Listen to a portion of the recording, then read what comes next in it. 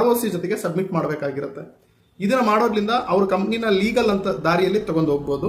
ಹಾಗೂ ಇದೇನಾದರೂ ಡಿಲೇ ಆಯಿತು ಅಂತಂದು ಹೇಳಿದ್ರೆ ಒಂದು ದಿನಕ್ಕೆ 100 ರೂಪಾಯಿ ದಂಡ ಇರುತ್ತೆ. ಇದು ಮಲ್ಟಿಪಲ್ ಹಾಕೊಂತ ಹೋಗುತ್ತೆ, ದಿನಕ್ಕೆ 1000 ರೂಪಾಯಿ ದಂಡ ತನೂ ಬೀಳುತ್ತೆ.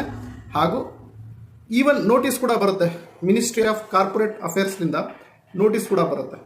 ಸೊ ದಯವಿಟ್ಟು ನೀವು ಒಂದು MLM ಕಂಪನಿಯ ಮಾಲೀಕರಾಗಿದ್ದರೆ ಹಾಗೂ ನೀವೇನಾದರೂ MLM ಕಂಪನಿಯಲ್ಲಿ ವರ್ಕ್ ಮಾಡ್ತಿದ್ರೆ, ಇದೊಂದು ಸ್ಟಾರ್ಟಪ್ ಕಂಪ್ನಿ ಅಪ್ಪ, ನನ್ನ ಹೊಸ ಕಂಪನಿ, ನಾನು ಅದರಲ್ಲಿದ್ದೀನಿ, ನಮ್ಮ MDಗೆ ಈ ವಿಡಿಯೋನ ಶೇರ್ ಮಾಡೋಣ ಅಂತಂದು ಹೇಳಿದರೆ ದಯವಿಟ್ಟು ಅವ್ರಿಗೆ ಶೇರ್ ಮಾಡಿಸಿ. ಇವೆರಡು ಫುಲ್ಫಿಲ್ ಮಾಡಿದ್ರೆ ಸ್ನೇಹಿತರೆ ನೀವು ಪ್ರಾಬ್ಲಮ್ನಿಂದ ಹೊರಗಡೆ ಬರ್ತೀರಾ. ಇನ್ನೂ ಏನಾದರೂ ಹೆಚ್ಚಿನ ಡೌಟ್ಸ್ ಇದ್ದರೆ ನೀವು ನನ್ನ ನಂಬರ್ 9739313938ಗೆ ಮಾಡಿ. ನಾನು ಹೇಗೆ ಆಡಿಟಿಂಗ್ ಮಾಡಬೇಕು, ಹೇಗೆ ಒಂದು MLM ಕಂಪ್ನಿನ ರನ್ ಮಾಡಬೇಕಾದ್ರೆ ಏನೇನೆಲ್ಲ ಅಡಚಣೆಗಳು ಬರುತ್ತೆ, ಪೆನಾಲ್ಟಿ ಇಲ್ಲದೆ ಒಂದು ಸೇಫ್ ಆಗಿ ಲೀಗಲ್ ಆಗಿ ಡೈರೆಕ್ಟ್ ಸೆಲ್ಲಿಂಗ್ ಕಂಪನಿಯನ್ನು ಹೇಗೆ ರನ್ ಮಾಡಬೇಕು ಅನ್ನೋದನ್ನು ನಾನು ನಿಮಗೆ ಹೇಳ್ಕೊಡ್ತೀನಿ. ಓಕೆ, ಸೊ ಇದು ಒಂದು ಸೋಷಿಯಲ್ ಕಳಕಳಿಯಿಂದ ನಾನು ಮಾಡಿರುವಂಥ ವಿಡಿಯೋ. ಯಾಕಂದರೆ ಭಾಳಷ್ಟು ಜನ MLM ಓನರ್ಸ್ಗಳು ಇದನ್ನು ಮಾಡೋದಿಲ್ಲ.